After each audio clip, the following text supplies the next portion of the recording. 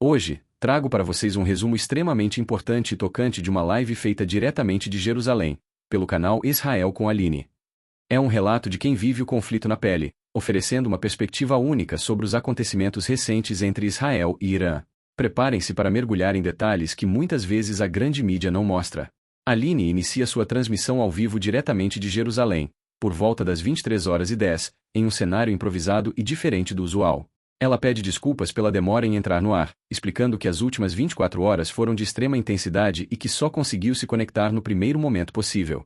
A tensão é palpável, com a possibilidade constante de alarmes e sirenes devido a ataques do Irã. Ela deixa claro que, caso uma sirene comece a tocar, ela precisará interromper a transmissão abruptamente para se abrigar, enfatizando a realidade diária de quem vive ali. Aline rapidamente contextualiza os acontecimentos.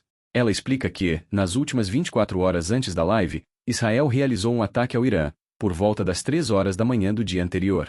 Este ataque foi uma retaliação a diversas ações iranianas. É crucial entender que, segundo Aline, Israel não foi o agressor inicial neste ciclo de violência, mas sim respondeu a provocações e ataques contínuos. Um ponto fundamental que Aline faz questão de esclarecer é a relação histórica entre os povos iraniano e israelense. Ela descreve o Irã como um país maravilhoso, com uma população inteligente, educada e amiga de Israel. A percepção mútua, por parte das populações, era muito positiva, considerando-os irmãos e amigos. No entanto, tudo mudou em 1979, com a Revolução Islâmica. Desde então, o Irã se tornou irreconhecível, de acordo com Aline. O regime passou a oprimir e matar sua própria população, desviando recursos para financiar o terrorismo. Atualmente, o Irã é apontado como o maior financiador de terrorismo em todo o Oriente Médio, com ações que visam Israel, Síria, Líbano, Iêmen, cristãos e yazidis. Aline o descreve como o grande braço terrorista que tem causado guerras na região por décadas. Ela explica a estratégia iraniana: raramente atacam diretamente. Em vez disso, financiam e treinam grupos terroristas como os Houthi no Iêmen e o Hamas na faixa de Gaza. Isso permite que o Irã negue envolvimento direto, enquanto Israel é atacado por procuração. Um exemplo contundente mencionado é o atentado à AMIA na Argentina, organizado e financiado pelo Irã, que resultou em dezenas de mortos. Nos últimos anos, porém, a estratégia iraniana mudou. Pela primeira vez, o Irã atacou Israel diretamente 2 vezes, quebrando um precedente de décadas. Foi essa mudança que levou Israel a se preparar para uma retaliação de grandes proporções. A retaliação de Israel, quando finalmente veio, foi um ataque massivo e organizado. Mais de 200 alvos foram atingidos no Irã, e altos comandantes militares, incluindo o chefe da Guarda Revolucionária, Hossein Salami, e o chefe do exército iraniano, Mohammad Bagheri, foram eliminados. Aline afirma que a operação foi um sucesso militarmente falando. Ela enfatiza repetidamente: Israel não atacou o Irã, Israel está retaliando contra o Irã. A diferença é crucial. O Irã atacou Israel milhares de vezes desde 1979, seja financiando terroristas, seja atacando israelenses ou judeus fora de Israel. A ação de Israel foi uma resposta necessária após milhares e milhares de ataques. Um ponto que Aline faz questão de desmistificar é a natureza dos alvos israelenses. Todos os alvos atingidos no Irã foram estritamente militares. Israel não tem interesse em atacar a população civil iraniana, que é vista como amiga de Israel e oprimida pelo próprio regime. O objetivo é claro: destruir a capacidade militar do Irã de continuar atacando Israel. Ela argumenta que nenhum país do mundo suportaria ser atacado diariamente como Israel tem sido, e por isso a ação era inevitável e direcionada apenas a alvos militares. Aline revela a razão mais profunda por trás da intensidade da retaliação israelense: o programa nuclear iraniano. Por décadas, o Irã tem tentado desenvolver uma bomba nuclear, um fato que, segundo ela, não é segredo para quem acompanha a geopolítica do Oriente Médio. O Irã estava a ponto de estar pronto para ter uma arma nuclear.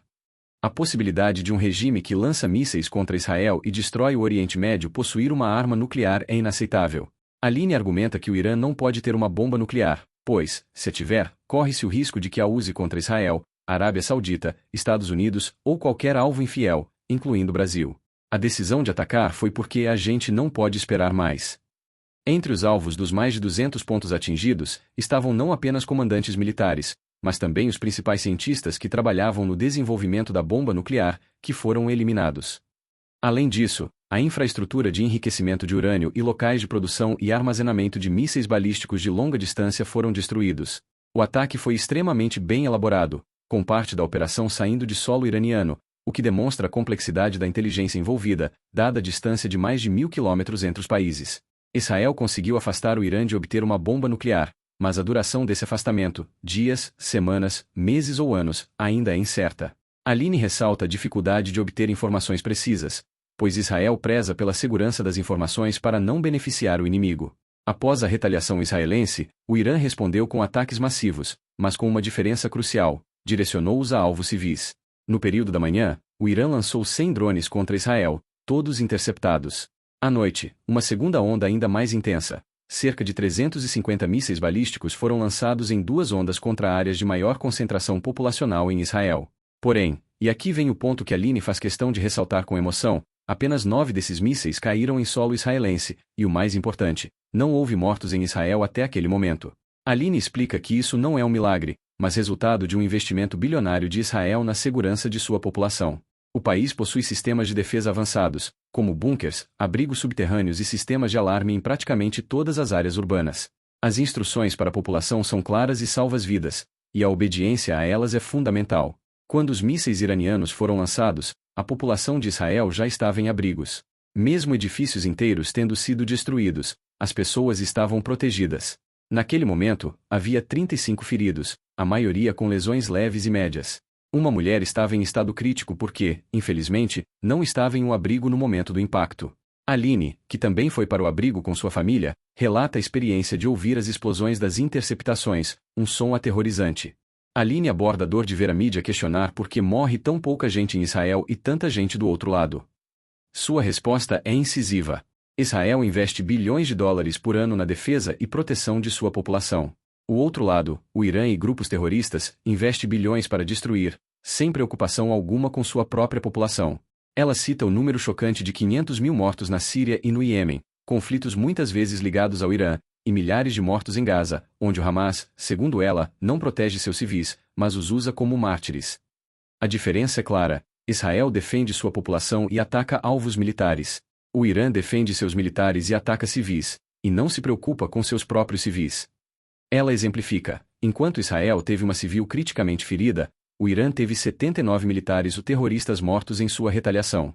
Para Aline, é fundamental que o mundo entenda essa distinção.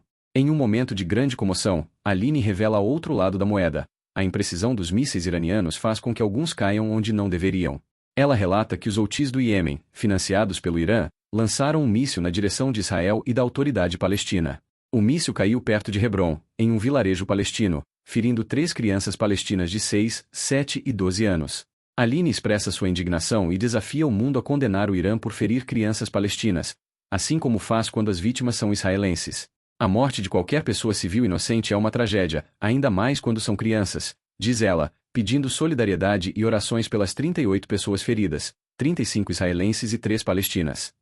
A incerteza paira sobre o futuro do conflito. A mídia israelense fala em talvez 2 semanas de confronto intenso.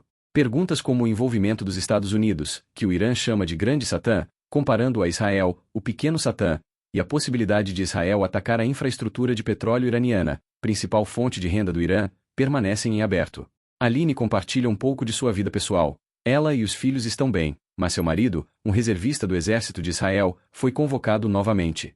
Embora o combate atual seja aéreo e à distância, Israel está em alta prontidão, especialmente após os eventos de 7 de outubro, não se permitindo baixar a guarda. Lutem pela verdade. Corrijam a narrativa distorcida de que Israel atacou o Irã. Israel está se defendendo. Desmintam que Israel atacou civis. Israel só ataca alvos militares, e se atacar infraestrutura, como a de petróleo, será sem risco para civis inocentes. Ela indica fontes confiáveis em português como Stand with US Brasil, o canal de Rafael Guanabara e a revista Brasil Brás para buscar informações.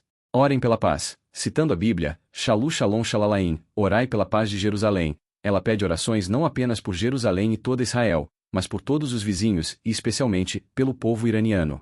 Aline expressa a esperança de que, se algo positivo puder surgir desse conflito, seja a queda do regime islâmico opressor no Irã e a possibilidade de eleições livres, o que poderia salvar décadas de conflito no Oriente Médio e acabar com o sofrimento do povo iraniano. E assim, Aline encerra sua transmissão, com a promessa de novas atualizações, reiterando a importância de lutar pela verdade e orar pela paz em uma região tão complexa e sofrida. Se você chegou até aqui, espero que esta visão direta e profunda do conflito tenha sido esclarecedora. É fundamental entender os diversos ângulos de uma situação tão delicada. Se você gostou deste resumo e quer mais conteúdo como este, não se esqueça de se inscrever no nosso canal e curtir este vídeo.